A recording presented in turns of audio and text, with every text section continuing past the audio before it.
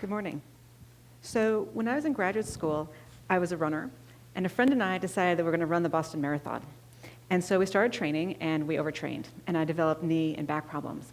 So I went to see a physical therapist, and they told me that I had to stop running, and instead I should just stretch. As I was leaving the therapist's office, the physical therapist's office, I saw an ad for a vigorous yoga class that promised not only to promote flexibility, but also to promote strength and cardiorespiratory fitness. So I thought, oh, well, this is a great way that I can stretch, but also remain in shape, and maybe I could even still run the Boston Marathon. So I went to the yoga class, and I really enjoyed it, except for when the teacher would make all sorts of claims, all sorts of medical claims, but also all sorts of claims about, oh yes, it'll help you, increase your compassion and open your heart, and it's just like, my eyes would roll, and I'd think, yeah, I'm here for to stretch.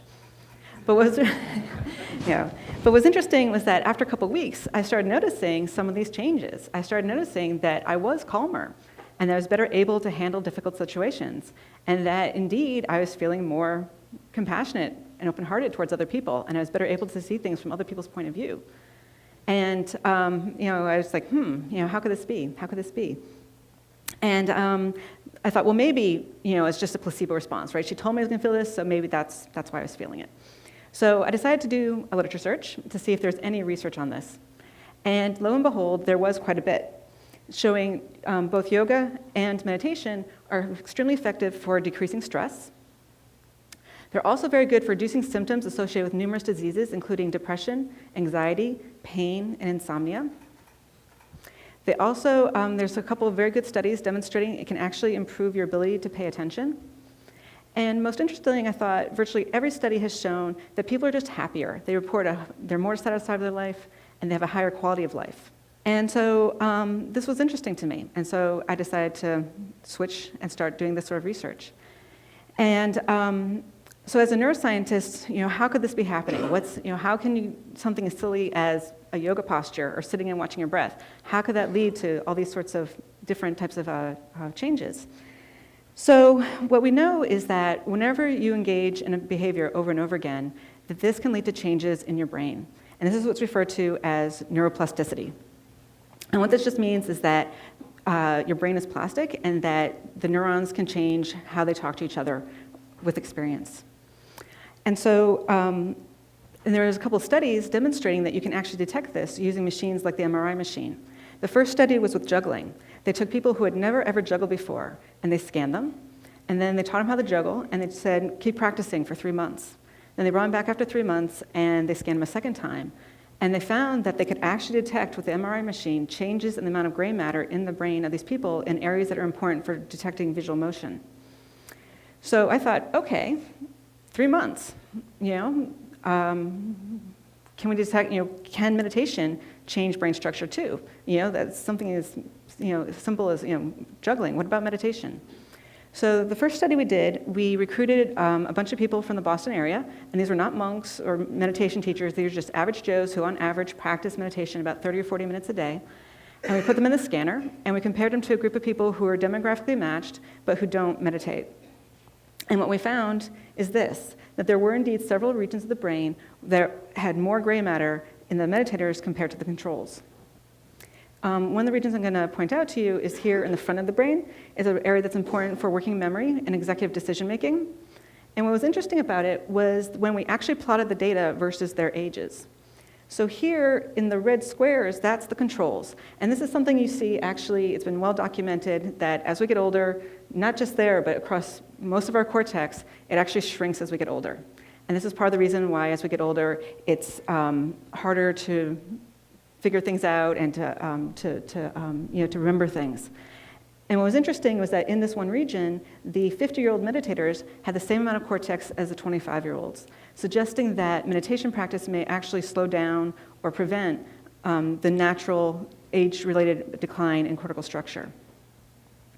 So now the critics, and there were many critics, said, well, meditators, they're weird. Maybe they're just like that before they started practicing, right? Or a lot of them, they're vegetarians, so maybe it has something to do with their diet or something else with their lifestyle, Couldn't possibly be the meditation, it had something else, right? And to be fair, that could be true. This first study could not address that. So we did a second study. In this study, what we did is we took people who had never meditated before, and we put them in the scanner, and then we put them through an 8-week meditation-based stress reduction program, where they were told to meditate every day for 30 to 40 minutes. And then we scanned them again at the end of the 8 weeks, and this is what we found. So what you can see is that several areas became larger. In this slide, we can see the hippocampus. And in the graph, the controls are in blue and the meditation subjects are in red. And what we see is that the hippocampus, and this is an area that's important for learning and memory. It's also important for emotion regulation. And what's interesting is there's less gray matter in this region in people who have depression and PTSD. Another region we identified was the temporal parietal junction, which is here above your ear. And it's important for perspective taking and empathy and compassion. And again, these are both functions which people report changing when they start practicing meditation and yoga. Another region we identified was the amygdala. And the amygdala is the fight or flight part of your brain. And here we actually found a decrease in gray matter. And what was interesting was that the change in gray matter was correlated with the change in stress. So the more stress reduction people reported, the smaller the amygdala became. And this was really interesting because it's sort of the opposite and parallel of what some animal studies have shown. So Chatterjee and colleagues using rodents, they took rodents who were just happy, normal rodents, and they had them in their cage, and they measured their amygdala, and then they put them through a 10-day stress regimen. And at the end of the 10 days, they measured their amygdala, and this exact same analogous part of their rat brain grew. So we found a decrease with stress, they found an increase with stress. What was interesting is that then they left the animals alone, and 3 weeks later, they went back and tested them again. And 3 weeks later, that same part of the amygdala was still large, and the animals, even though they were in their original cages where they were happy, were still acting stressed out. So they, were cowering in the corner, and they just weren't exploring the space the way they had before. And so this is the exact opposite of what we saw with the humans, because with the humans, nothing has changed with their environment. They still had their stressful jobs, all the difficult people in their lives are still being difficult, and the economy still sucked, but yet, their amygdala got smaller, and they were reporting less stress.